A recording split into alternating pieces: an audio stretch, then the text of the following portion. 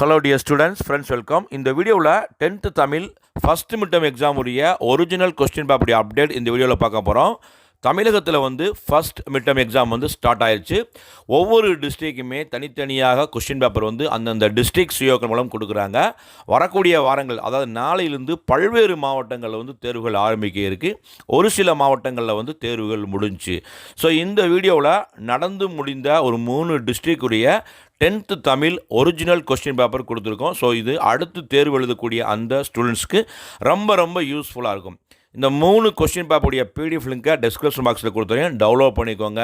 So இது பார்த்தீங்கன்னா தமிழை பொறுத்தவரைக்கு 2 இயலை குறைச்சிட்டு உங்களுக்கு நியூ சிலபஸாக கொடுத்துருக்கனால ஸோ அடுத்து தேர்வு எழுதக்கூடிய அந்த ஸ்டூடெண்ட்ஸ்க்கு எப்படி கொஸ்டின் பேட்டர்ன் வரப்போகுது, ஸோ எப்படியெல்லாம் கேள்விகள் கேட்க போகிறாங்க, இலக்கண பகுதி எப்படி கேட்க போகிறாங்க, சிறுவினாக்கள் நெடுவினாக்கள்லாம் எப்படி கேட்க போகிறாங்களோ டவுட் இருந்திருக்கலாம் நியூ சிலபஸ்னால்.